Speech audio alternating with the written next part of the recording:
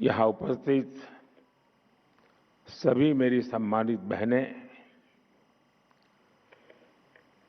इस समय देश में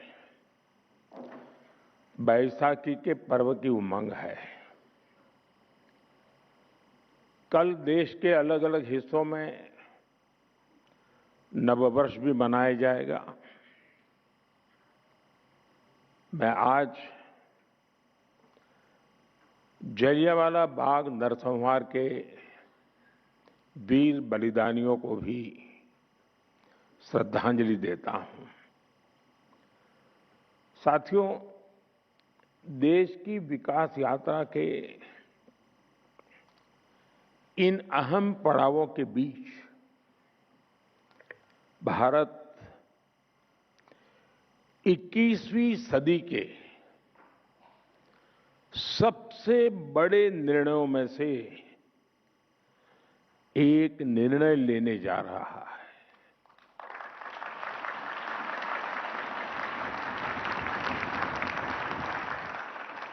मैं बहुत जिम्मेवारी के साथ कह रहा हूं कि 21वीं सदी के महत्वपूर्ण निर्णयों में से एक महत्वपूर्ण निर्णय ये है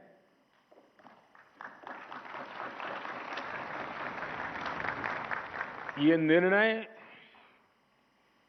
नारी शक्ति को समर्पित है।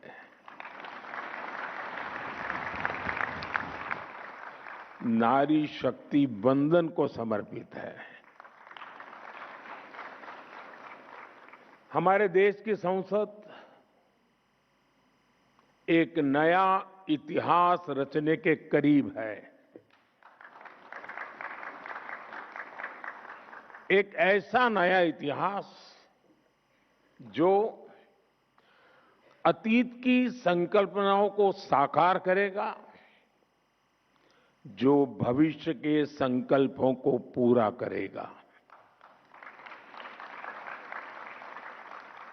एक ऐसे भारत का संकल्प जो समता मूलक हो, जहां सामाजिक न्याय केवल एक नारा न हो, लेकिन हमारी कार्य संस्कृति का, हमारे वर्क कल्चर का, हमारी निर्णय प्रक्रिया का स्वाभाविक हिस्सा हो।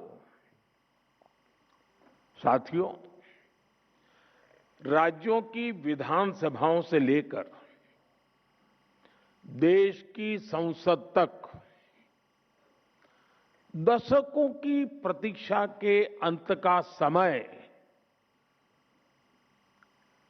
16, 17, 18 है।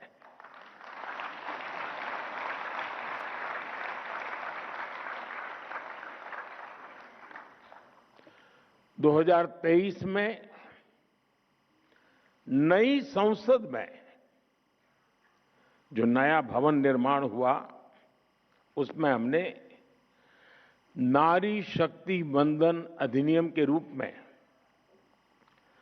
प्रथम कदम उठाया था। वह समय से लागू हो सके, महिलाओं की भागीदारी हमारे लोकतंत्र को मजबूती दे, इसके लिए 16 अप्रैल से संसद के बजट सत्र की विशेष बैठक का आयोजन होने जा रहा है। और उसके पहले आज नारी शक्ति वंदन का ये कार्यक्रम, मैं इसके लिए इस कार्यक्रम के जरिए हमें देश की कोटि कोटि माता बहनों का आशीर्वाद मिल रहा है। और मैं इस कार्यक्रम में आपको कोई उपदेश देने नहीं आया हूं, न ही मैं आपको जगाने आया हूं। मैं आज आया हूं आप सबके, देश की कोटि कोटि माताओं बहनों के आशीर्वाद लेने के लिए।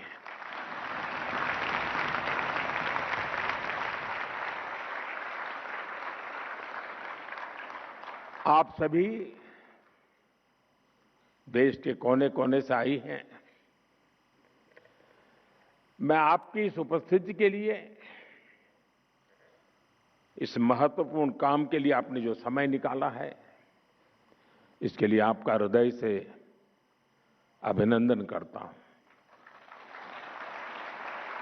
साथ ही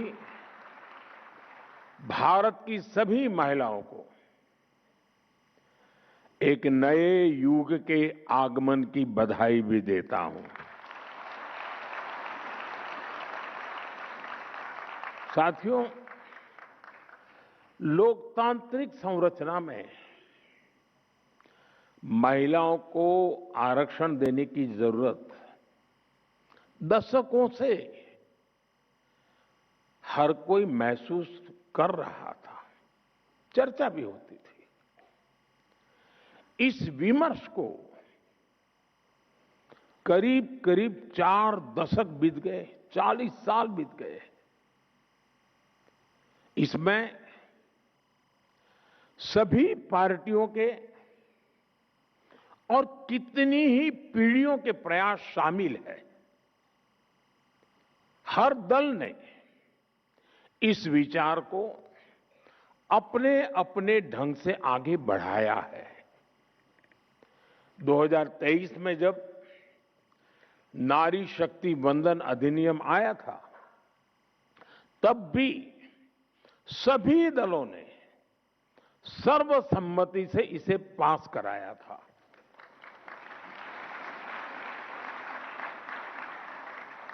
और तब एक सुर में ये बात भी उठी थी कि इसे हर हाल में 2029 तक लागू हो जाना चाहिए। ये बात सबने कही थी। कानून पारित हो लेकिन लागू न हो, ये सदन में किसी को मंजूर नहीं था। और खास करके हमारे विपक्ष के सभी साथियों ने मुखर होकर के इस बात पर जोर डाला था कि 2029 में ये लागू होना चाहिए। 2029 की समय सीमा को ध्यान में रखते हुए सरकार ने, क्योंकि विपक्ष ने जो बात रखी थी, हमारे लिए वो बात भी गंभीर होती है, और इसलिए हम लगातार विचार विमर्श करते रहे, मंथन करते रहे, नए नए रास्ते खोजते रहे। संविधान की जिनको ज्यादा अध्ययन है, ऐसे लोगों की भी सलाह ली, और 16 अप्रैल से संसद में इस पर व्यापक चर्चा भी होने जा रही है। साथियों, हमारा प्रयास है और हमारी प्राथमिकता भी है, इस बार भी ये काम संवाद, सहयोग और सहभागिता से हो। और मुझे पूरा विश्वास है कि जिस प्रकार से इस अधिनियम को पारित किया गया था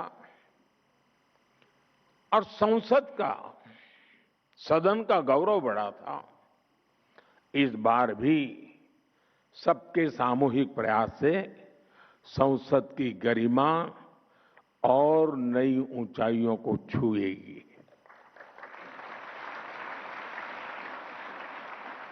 देश की हर नारी को भी अच्छा लगेगा कि हर दल ने राजनीति से ऊपर उठकर उनके हित में ये महत्वपूर्ण निर्णय लिया है, काम किया है।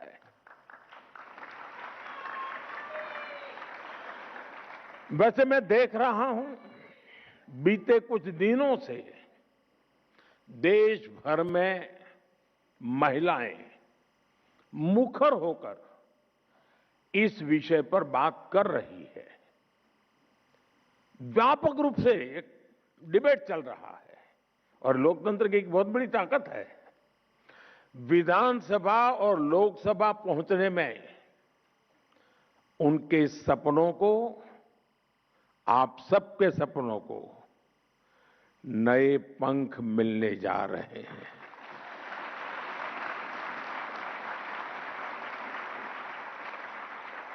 मैं अनुभव कर रहा हूं, देश में एक सकारात्मक माहौल बना है। साथियों, आजादी की लड़ाई से लेकर संविधान सभा के निर्णयों तक स्वतंत्र भारत की नींव रखने में भारत की नारी शक्ति ने असीमित योगदान दिया है। इतिहास गवाह है। और आजादी के बाद भी जिन महिलाओं को प्रतिनिधित्व का मौका मिला, उन्होंने देश के लिए बहुत शानदार काम किया है। हमारे देश में राष्ट्रपति से लेकर प्रधानमंत्री तक महिलाएं जहां भी रही हैं, उन्होंने अपनी अलग लेगेसी बनाई है। इस समय भी हमारे देश में राष्ट्रपति जी से लेकर वित्त मंत्री तक ऐसे अहम पद महिलाएं ही संभाल रही है। उन्होंने देश की गरिमा और गौरव दोनों को बढ़ाया है। साथियों, हमारे देश में महिला नेतृत्व का एक बेहतरीन उदाहरण पंचायती राज संस्थाएं भी हैं। आज भारत में 14 लाख से अधिक महिलाएं लोकल गवर्नमेंट बॉडीज में सफलतापूर्वक काम कर रही है।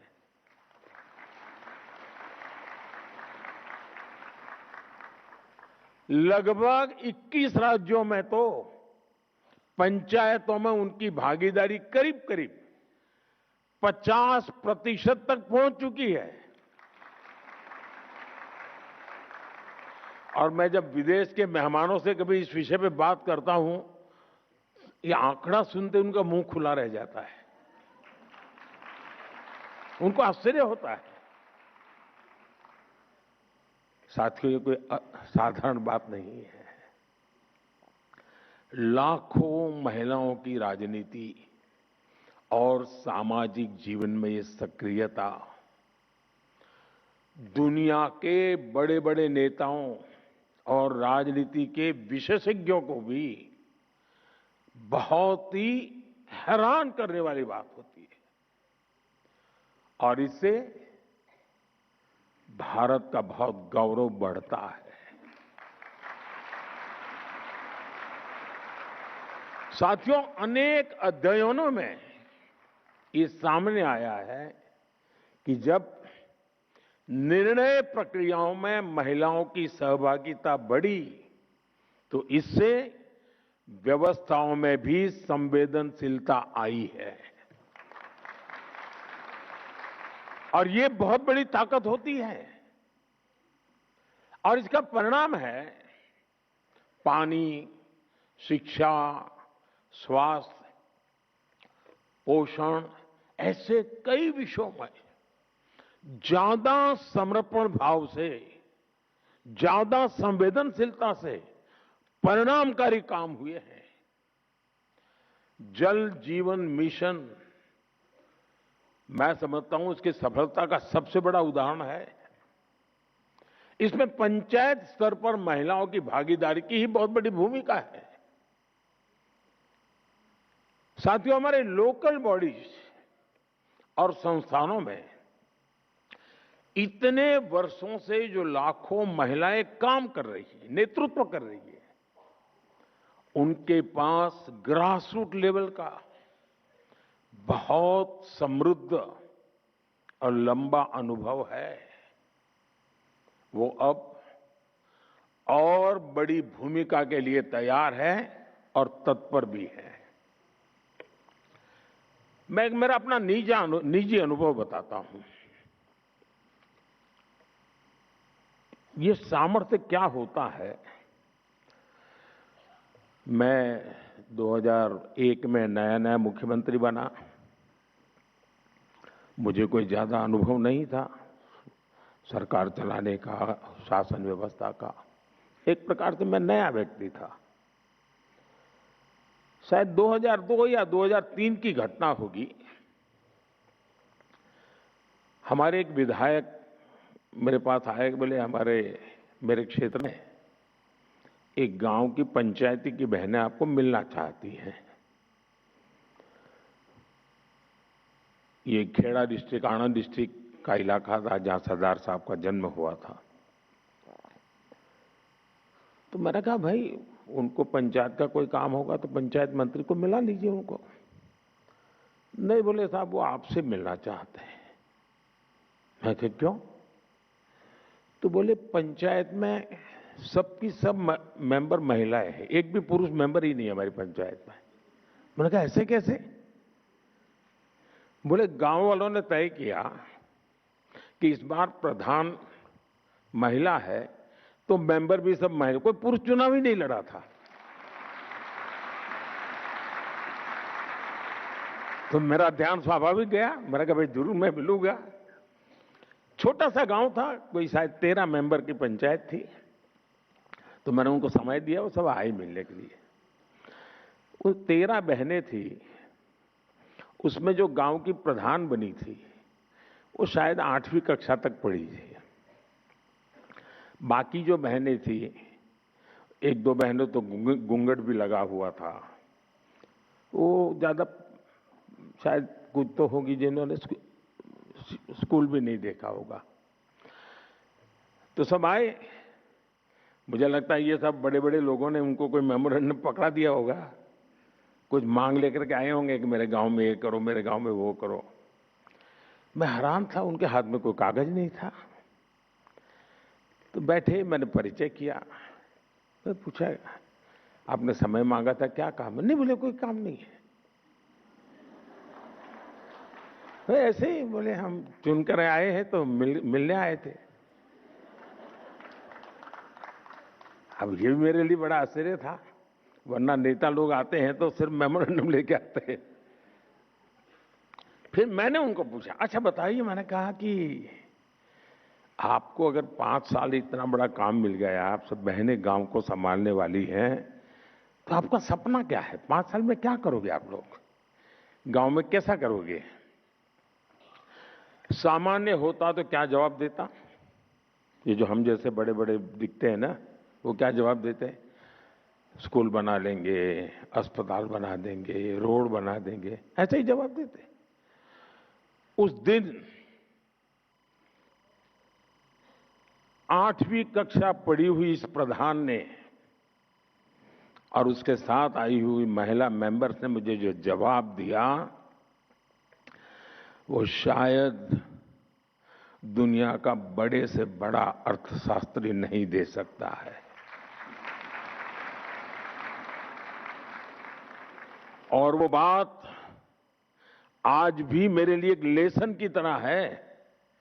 मैं सीएम बना, पीएम बना, लेकिन उस पंचायत की महिलाओं की वो बात मेरे लिए आज भी मार्गदर्शक है। आपको आश्चर्य होगा ऐसा क्या जवाब दिया होगा। जब मैंने उनको पूछा क्या करेंगे आप, 5 साल आपको मिले हैं, गांव ने आपने बड़ा दायित्व, तब उन्होंने मुझे जवाब दिया, साहब एक इच्छा है। मैंने कहा क्या? और वो जवाब आज भी मेरे कानों में गूंजता रहता है।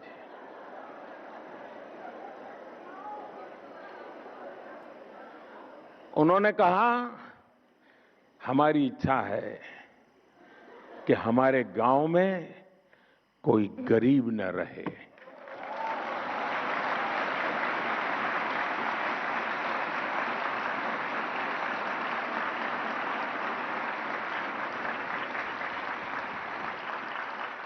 बड़े से बड़े अर्थशास्त्रियों के लिए भी इससे बड़ा कोई संदेश नहीं हो सकता है।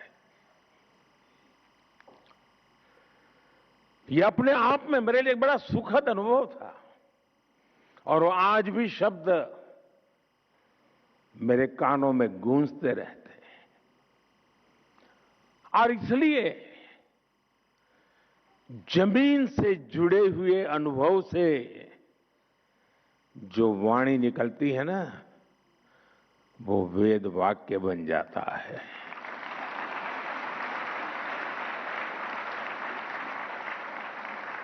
और इसीलिए साथियों, नारी शक्ति वंदन अधिनियम को लागू करना ऐसी सभी महिलाओं के जीवन का बहुत बड़ा अवसर बनने जा रहा है। अब पंचायत से आगे बढ़कर पार्लियामेंट पहुंचने का उनका सफर और आसान होने जा रहा है। साथियों, आज विकसित भारत की हमारी यात्रा में महिलाओं की भूमिका और भी अहम हो गई है। मुझे संतोष है कि 2014 में आप सबने, देशवासियों ने हमें यहां सेवा करने का अवसर दिया है और तब से लेकर अब तक हमारी सरकार ने महिलाओं के जीवन चक्र के हर पड़ाव के लिए योजनाएं बनाई, उन्हें सफलतापूर्वक लागू किया। आज पहली सांस से लेकर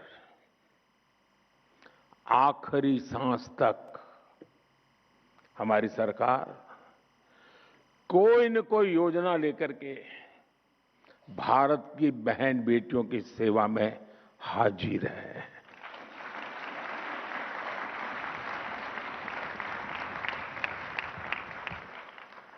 गर्भ में बेटी की हत्या ना हो, इसके लिए हमने बेटी बचाओ बेटी पढ़ाओ अभियान शुरू किया।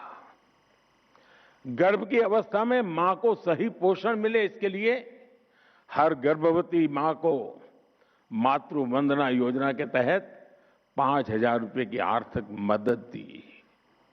जन्म के बाद बेटी को पढ़ाई में मुश्किल ना हो, इसके लिए ज्यादा से ज्यादा ब्याज मिले, ऐसी सुकन्या समृद्धि योजना शुरू की। बेटी को गंभीर बीमारी से बचाने के लिए बचपन में उसे सही समय पर टीके लगते रहे, इसके लिए मिशन इंद्रधनुष शुरू किया। बेटी को स्कूल में शौचालय की परेशानी न हो, इसके लिए स्वच्छ भारत अभियान के तहत देश में करोड़ों शौचालय बनाए गए। बेटी को पीरियड्स के दौरान परेशानी ना हो, इसके लिए लगभग मुफ्त में सैनिटरी नैपकिन देने का अभियान शुरू किया गया। बेटी अगर स्पोर्ट्स में आगे जाना चाहती हैं तो उसे खेलो इंडिया अभियान के तहत सालाना 1 लाख रुपए तक की मदद मिल रही है। बेटी अगर बड़ी होकर भविष्य में सेना में जाना चाहे तो उसके लिए सरकार ने सैनिक स्कूल में एडमिशन के लिए दरवाजे खोल दिए। नेशनल डिफेंस एकेडमी में जाने के रास्ते खोल दिए। जीवन के आगे के पड़ाव में बेटी को रसोई में धुएं की परेशानी ना उठानी पड़े, इसके लिए हमने उज्ज्वला योजना शुरू की, करोड़ों गैस कनेक्शन मुफ्त दिए। बेटी को मीलों तक सिर पर पानी ना ढोना पड़े, इसके लिए हमने हर घर नल से जल अभियान शुरू किया। बेटी को अपने परिवार के लिए राशन की चिंता ना करने पड़े, इसके लिए मुफ्त राशन की योजना शुरू की। अपने पारिवारिक जीवन में बेटियों को इलाज की चिंता न हो, इसके लिए उन्हें 5 लाख रुपए तक का मुफ्त इलाज देने वाली आयुष्मान योजना संभव बनाई दी। 80% तक डिस्काउंट पर सस्ती दवा के लिए जन औषधि केंद्र, इन सब का सबसे ज्यादा लाभ हमारी बहनों और बेटियों को हो रहा है। साथियों, आप सभी इस बात को भली भांति जानते हैं कि भारत में महिलाओं को सशक्त करने के लिए उनकी आर्थिक भागीदारी को बढ़ाना आवश्यक है। इसलिए हमने अपनी सरकार के हर निर्णय में, हर योजना में इस पहलू का ध्यान रखा। पहले परिवार की संपत्ति मुख्य रूप से पुरुषों के नाम होती थी। घर है तो पुरुष के नाम पर, खेत है तो पुरुष के नाम पर, दुकान है तो पुरुष के नाम पर, गाड़ी है तो पुरुष के नाम पर, स्कूटर है तो भी पुरुष के नाम पर, और यह सहज चलता था। हमने पीएम आवास योजना में घरों को प्राथमिकता के आधार पर परिवार की महिलाओं के नाम पर रजिस्टर करना शुरू किया।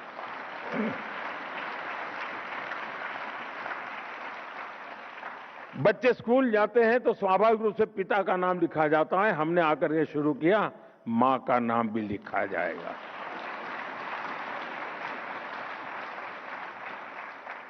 बीते 11 साल में इस निर्णय का लाभ 3 करोड़ से ज्यादा महिलाओं को अपने घर का नाम, घर खुद के मालकिन बनी है। इससे आज घरों में महिलाएं भी आर्थिक रूप से सशक्त बन रही हैं।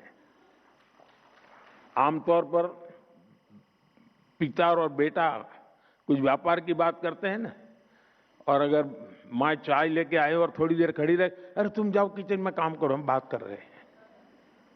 मैं गृहस्थी नहीं हूं, लेकिन पता बहुत है।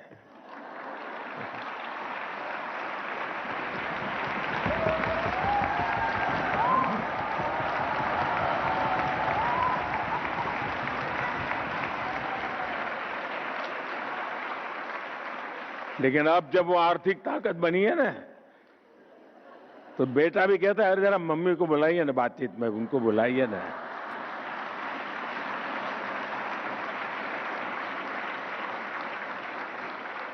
साथियों, 2014 में हमारे देश में करोड़ों महिलाएं ऐसी थी जिन्होंने कभी बैंक का दरवाजा भी नहीं देखा था।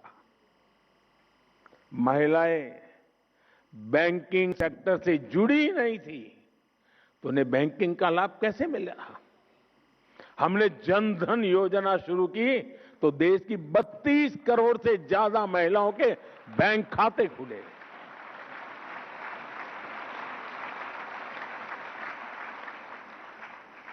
मैं जब गुजरात में था तो एक निर्णय मुझे बड़ा, शुरुआत में बड़ी कठिनाई हुई थी। गुजरात में कोऑपरेटिव डेयरी का बड़ा साम्राज्य है, बहुत बड़ा काम हो रहा है, और पशुपालन का ज्यादातर काम हमारी माताएं बहनें करते हैं। वो दूध भरने के लिए जाती हैं और फिर वो पैसे हफ्ते के बाद वो देते हैं। तो पुरुषों के देते थे पैसे। मैं जब मुख्यमंत्री बना, मैंने कहा मैं नहीं दूंगा पुरुषों को।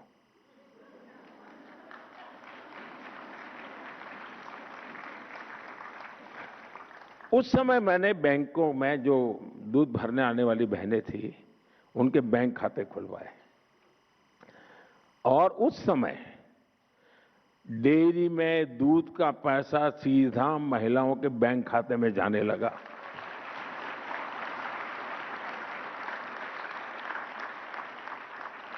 साथियों, आज हमारी बेटियां नए नए बिजनेस में अपनी पहचान बना रही है। मुद्रा योजना में 60% से ज्यादा लोन्स, 60% से ज्यादा लोन्स महिलाओं ने लिए हैं।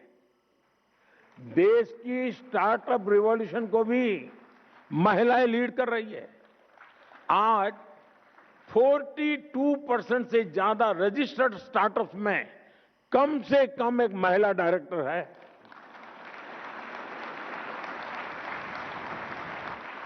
महिलाओं के करियर पर प्रभाव ना पड़े, इसके लिए हमने मैटरनिटी लीव को भी बढ़ाकर 26 हफ्ते कर दिया है। दुनिया के समृद्ध देशों में भी ये सुविधा नहीं है। जब मैं उनको बताता हूं तो आंखें फट जाती हैं इनकी। साथियों, आपको याद होगा कुछ साल पहले देश ने स्किल इंडिया मिशन लॉन्च किया था। हमने वोकेशनल ट्रेनिंग प्रोग्राम शुरू किए थे।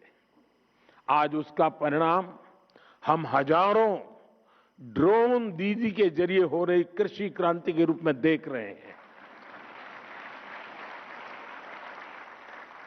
मैं एक बार ये जो ड्रोन दीदी है उनके साथ वीडियो कॉन्फ्रेंस पे बात कर रहा था। गांव की बेटियां हैं, कोई बहू है, वो ड्रोन चलाने से, तो उन्होंने मुझे कहा कि अब तक तो हमें गांव में कोई बुला, अब तो बोले पायलट कह के बुलाते हैं, हमारी पहचान बन गई, हम पायलट है। यानी परसेप्शन कितना बड़ा तेजी से चेंज हो सकता है एक छोटे से निर्णय से।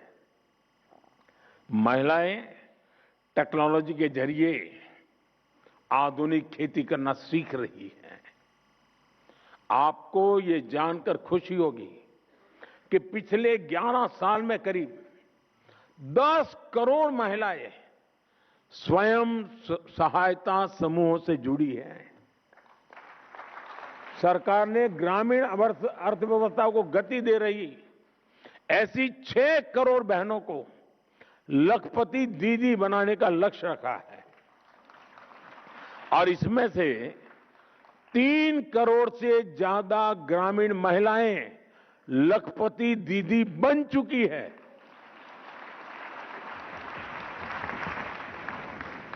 और जो विमेन सेल्फ हेल्प ग्रुप है उनको बैंकों से पैसा मिलता है काम के लिए, और आप जानकर के खुश हो जाएंगे,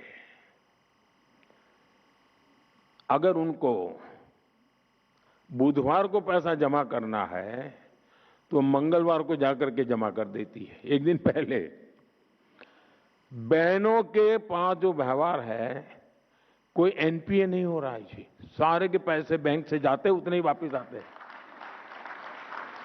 और मैंने देखा है, मैंने शासन में आने के बाद बैंकों के कारोबार में गरीबों की अमीरी भी देखी है और अमीरों की गरीबी भी देखी है।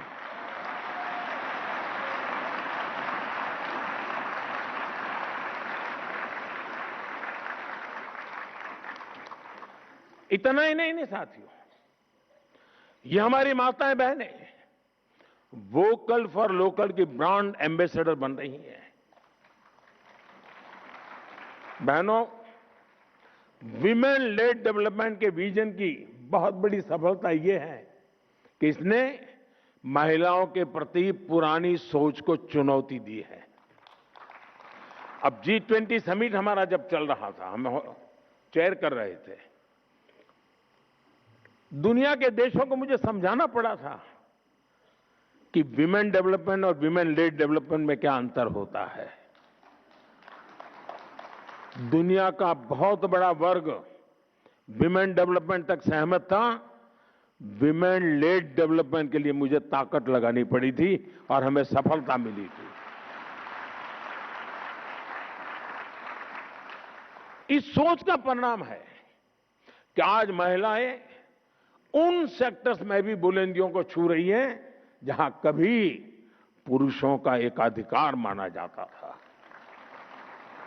आज हमारी बेटियां फाइटर पायलट बनकर आसमान की बुलंदियां छू रही हैं। आज भारत में विश्व के किसी भी देश की तुलना में, यह आंकड़ा भी आपको खुश कर देगा, विश्व के किसी भी देश की तुलना में महिला पायलटों का प्रतिशत सबसे अधिक हिंदुस्तान में है।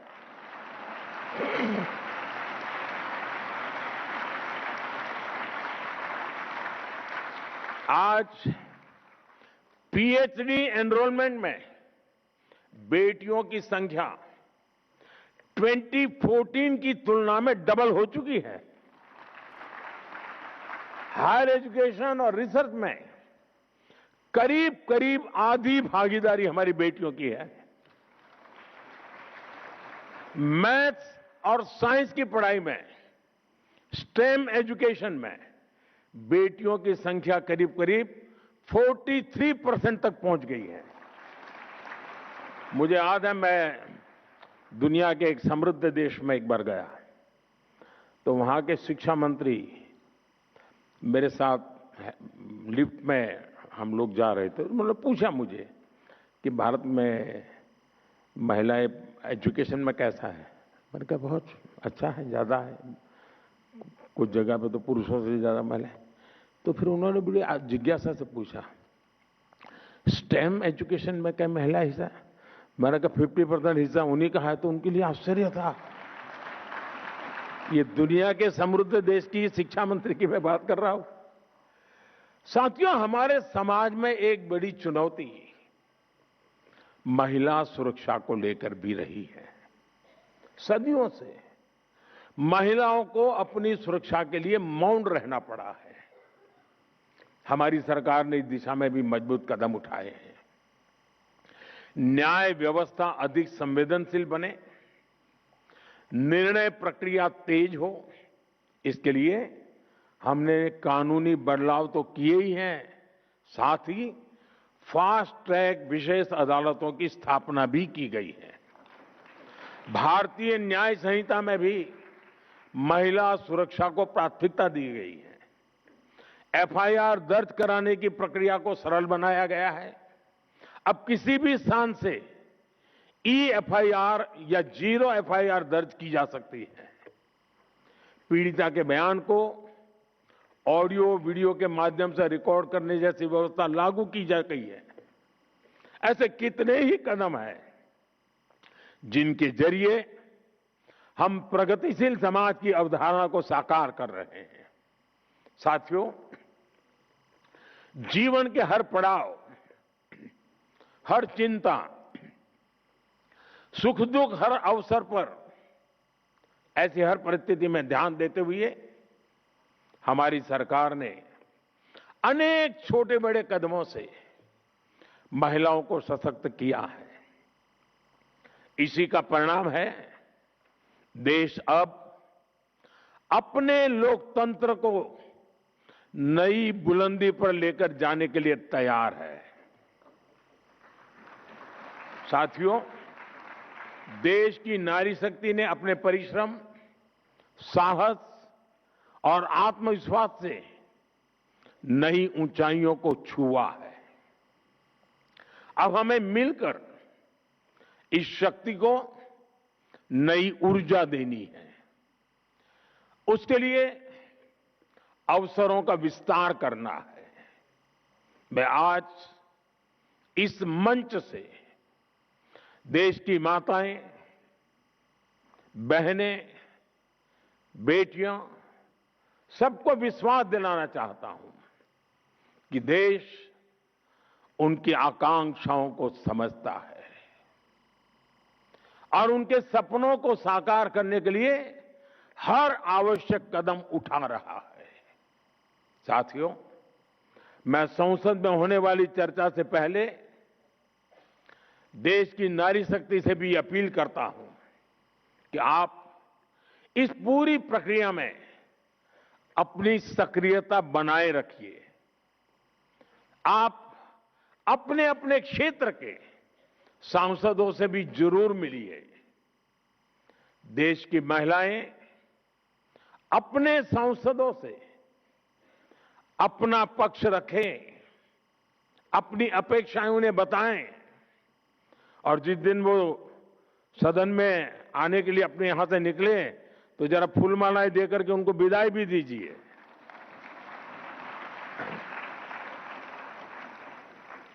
ताकि जब माता बहनों के आशीर्वाद लेकर के सांसद निकलेंगे ना, तो दूसरा निर्णय कर ही नहीं सकते।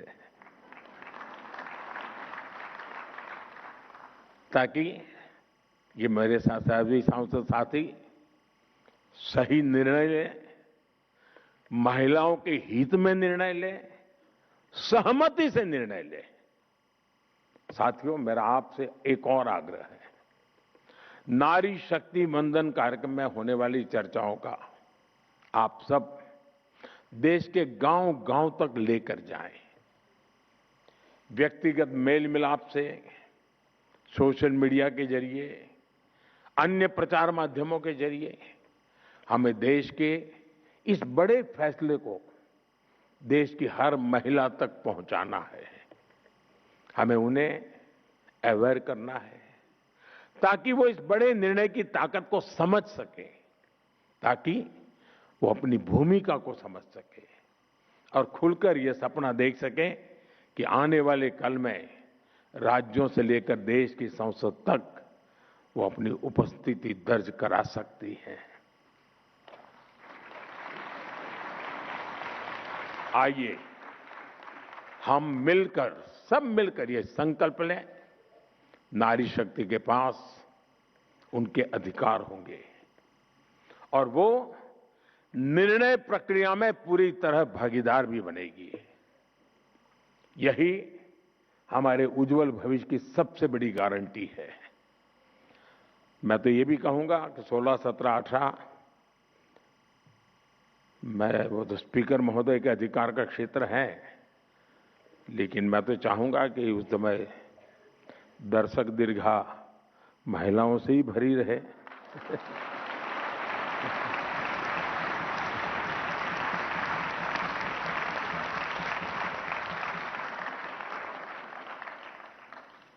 एक उत्सव का माहौल बनेगा पूरे देश में और ये दल वो दल वाला विषय नहीं रहने वाला है। कौन जीता, कौन हारा, किसने किया, किसने सब, सारा क्रेडिट देश की मातृशक्ति को है, सारा क्रेडिट देश की संसद को है, सारी क्रेडिट हिंदुस्तान के सभी राजनीतिक दलों को है, सारी क्रेडिट पिछले 3-4 दशक से लगातार जो काम कर रहे हैं सबको क्रेडिट है। ये सबका है, सबके सहयोग से है और सबकी भलाई के लिए है। इसी विश्वास के साथ आप सबने इतना समय निकाला, इतना उमंग उत्साह के साथ इस कार्यक्रम में शरीक हुए। मैं हृदय से आपका बहुत बहुत अभिनंदन करता हूं, आभार व्यक्त करता हूं। बहुत बहुत धन्यवाद।